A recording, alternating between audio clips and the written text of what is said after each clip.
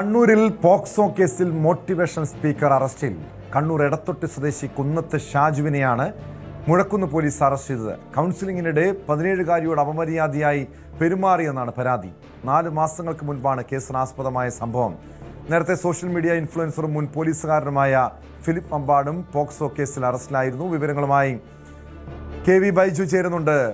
ബൈജു, ഈ മോട്ടിവേഷണൽ സ്പീക്കർമാരുടെ ഒരു കാലമാണിത്. കാരണം എവിടെ നോക്കിയാലും സമൂഹ മാധ്യമങ്ങളിൽ അല്ലെങ്കിൽ പൊതുസമൂഹത്തിലൊക്കെ ഒരു മുഖം മൂടി അണിഞ്ഞ ഈ മോട്ടിവേഷൻ സ്പീക്കർമാരെ കാണാം.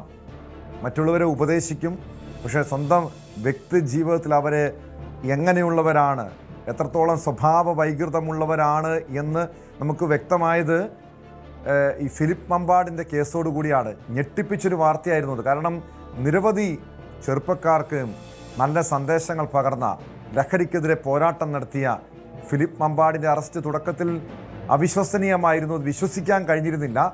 അതിനുശേഷം പോലീസിൻ്റെ റിമാൻഡ് റിപ്പോർട്ടിലാണ് ഇയാളുടെ ഒരു സ്വഭാവ വൈകൃതം, ലൈംഗിക വൈകൃതം മനസ്സിലായത്. ഒരു 16-കാരിയെ പീഡിപ്പിച്ചത്. പക്ഷേ അതൊരു ഒറ്റപ്പെട്ട സംഭവമല്ല. സമൂഹത്തിൽ ഇതുപോലെ ഫിലിപ്പ് മമ്പാടിനെ പോലെ നിരവധി മോട്ടിവേഷൻ സ്പീക്കർമാരുണ്ട്. ഇതിൻ്റെ മറവിൽ കുഞ്ഞുങ്ങളെ, ചെറിയ കുട്ടികളെ പോലും ലൈംഗികമായി ചൂഷണം ചെയ്യുന്നവർ.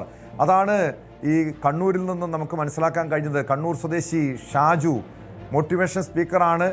പല സ്കൂളുകളിലും വിദ്യാർത്ഥികൾക്കിടയിലും അവരെ ഉപദേശിച്ച് നടക്കുന്ന വ്യക്തിയാണ്. അതിൻ്റെ മറവിലാണ് ഒരു പെൺകുട്ടിയെ, 17-കാരിയെ ഇയാൾ ലൈംഗികമായി ചൂഷണം ചെയ്തത്. 4 മാസങ്ങൾക്ക് മുൻപാണ് സംഭവം ഉണ്ടായതെന്നാണ് മനസ്സിലാക്കാൻ കഴിയുന്നത്.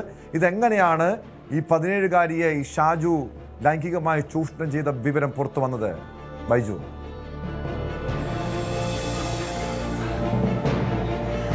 ടോമേ, നമ്മുടെ രക്ഷിതാക്കൾക്ക് ആശങ്കയുണ്ടാക്കുന്ന വാർത്തകളാണ് ഓരോ ദിവസവും ഇപ്പോൾ പുറത്തു വരുന്നത്. ടോം സൂചിപ്പിച്ചതുപോലെ തന്നെ ഫിലിപ്പ് മമ്പാടിന്റെ ആ ഒരു വാർത്ത, അത് ഞെട്ടലോടെയാണ് നമ്മുടെ സമൂഹം കേട്ടത്. കാരണം അത്രത്തോളം ബോധവൽക്കരണം, അതല്ലെങ്കിൽ ഈ തരത്തിൽ മോട്ടിവേഷണൽ ക്ലാസുകൾ, അതോടൊപ്പം കൗൺസിലിംഗ് ഒക്കെ നടത്തുന്ന ആളുകളിൽ നിന്ന് തന്നെ നമ്മുടെ കുട്ടികൾ, പ്രത്യേകിച്ച് പെൺകുട്ടികൾക്ക്, അതായത് ചേർത്ത് നിർത്തപ്പെടേണ്ട കൈകൾ, സംരക്ഷിക്കപ്പെടേണ്ട കൈകൾ, അവരിൽ നിന്ന് തന്നെ കുട്ടികൾക്ക് ദുരനുഭവം ഉണ്ടാവുന്നു എന്നതാണ് കണ്ണൂരിൽ നിന്നും ഏറ്റവും ഒടുവിലായി ഇപ്പോൾ വന്നിരിക്കുന്ന ഈ വാർത്ത ചൂണ്ടിക്കാട്ടുന്നത്.